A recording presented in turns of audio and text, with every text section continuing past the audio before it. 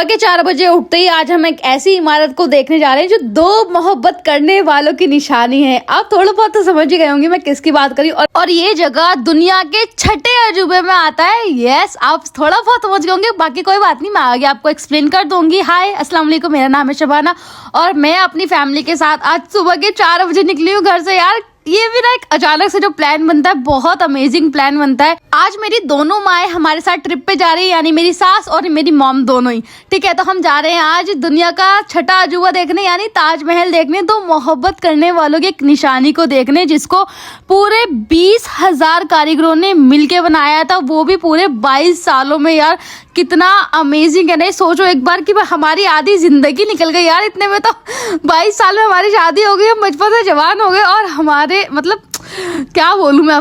अब मैं ये छोटी सी प्रिंसेस मेरे साथ जा रही है, इसका फर्स्ट ट्रिप है ये, जो हम थोड़ा दूर जा रहे हैं, ठीक है, इन इंडिया। अभी आउट ऑफ इंडिया का वैसे तो मैंने खुद भी ट्रिप नहीं किया है, बट इंशाल्लाह बहुत जल्द करेंगे। और ये नज़ारा इतना खूबसूरत है ना, ये हल्की हल्की सी ठंड और ये ट्रेन का धीरे धीरे से रुकना, और हम फाइनली पहुंच चुके हैं दुनिया के 7वें यानी 6ठे अजूबे को देखने, वो है ताजमहल। यस, जो कि 1632 में बनना स्टार्ट हुआ था और 1653 में कंप्लीट हुआ था। कितना टाइम और कितने सारे मजदूर लगे थे। मैंने तो सुना है कि जिन मजदूर ने इनको बनाया था, आई थिंक जो मेन इनके लीडर थे, उनके शाहजहां ने हाथ भी कटवा दिए थे आई थिंक, बट मुझे इसकी पूरी क्लैरिफिकेशन नहीं है, बट इतना काफ़ी है। ठीक है, एंड हम अब यहाँ स्टेशन से उतर चुके हैं, बाहर निकल गए हैं। फिर मेरे भाई को बहुत ज़्यादा क्रेविंग हो रही थी, उसने कहा कि भाई मुझे तो बहुत ज़्यादा भूख लग रही है, तो पहले मैं पोहा ले आता हूँ। सामने पोहे की दुकान खुली हुई थी, क्योंकि सुबह के 6 बजे हम यहाँ पहुँच गए थे। और फिर हमने पोहा खाया, हम खाते खाते ही पहुँच गए थे वहाँ ताजमहल के बाहर। और यहाँ इतने सारे बंदर थे ना, और मैंने उनको बताया फ्रूट्स भी दिए, बट आई थिंक उन्होंने खाया ही नहीं, पता है खाए ये तो मुझे भी नहीं याद है।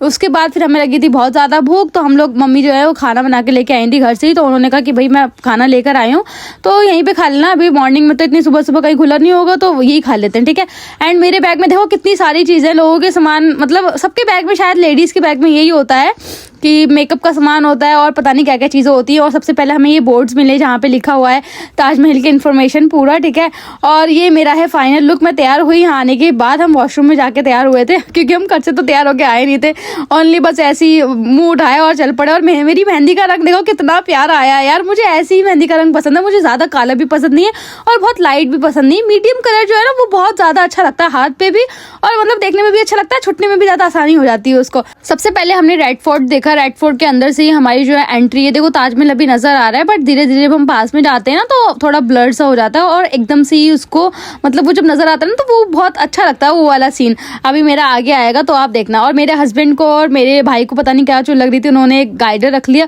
जो सिर्फ हमारे आगे पीछे घूम रहा और कह रहा मैं आपको गाइड कर देता हूँ, इधर आ जाओ। बट हम इतने सारे मेंबर्स थे, बस कोई कहीं जा रहा, कोई कहीं जा रहा, किसी को रोक थोड़ी ना सकते। अब आप घूमने आए हो तो सब अपने अपने तरीके से घूमेंगे, सही, बस यही है।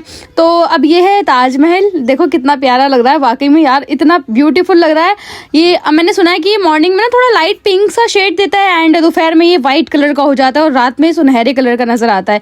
यहाँ एक लड़की फोटो शूट करा रही थी जो मेरे कैमरे में आ गई, मैंने इसको कैप्चर कर लिया क्योंकि बहुत ब्यूटीफुल लग रही थी मुझे, इसलिए। और ये मेरी मदर है, मेरी प्यारी सी मम्मी, मेरी प्यारी सी अम्मी, जिनकी वजह से मैं इस दुनिया में हूँ। और ये मेरी बच्ची जो मेरी वजह से इस दुनिया में, अल्हम्दुलिल्लाह। एंड अल्लाह का लाखों लाख शुक्र है जो मुझे ऐसी प्यारी सी बेटी से अल्लाह ने मुझे नवाजा है। और ये लड़की बस मेरे आगे पीछे घूम रही थी, कह रही लाओ मैं आपकी वीडियो बना देती हूँ, आप मेरी वीडियो बना दो। मैंने कहा चलो कोई बात नहीं, बना लेते हैं एक दूसरे की वीडियोज़। पर ये बहुत प्यारी सी लग रही थी, छोटी सी अच्छी सी बच्ची थी, इसीलिए मैंने इसकी वीडियो बना ली। वैसे ही मेरी बहन है, आप लोग सोचो किसी और की वीडियोज़ बना रही है। और फिर यादें ताज़ा रखने के लिए हमने सोचा मोबाइल की गैलरी में से फ़ोटोज़ तो डिलीट हो जाती हैं, तो फ़ोटो शूट करा लेते हैं। हाँ, हंसना मत बिल्कुल भी, क्योंकि थोड़ा ऐसे पोज अंकल बता रहे थे यार। एंड खैर ये सब चीज़ छोड़ो, और यहाँ ये यमुना रिवर है जो बिल्कुल ताजमहल से टच होके बनी हुई है, और मतलब इट मीन्स ताजमहल इससे टच होके बनाया गया है। यमुना रिवर तो पहले से ही है ना, और ये मतलब बहुत ही अच्छा लग रहा है। ये दो चीज़ों का कॉम्बिनेशन ना, एक तरफ नदी बह रही है, दूसरी तरफ एक इमारत खड़ी है, और बहुत प्यारा व्यू था ये सच में।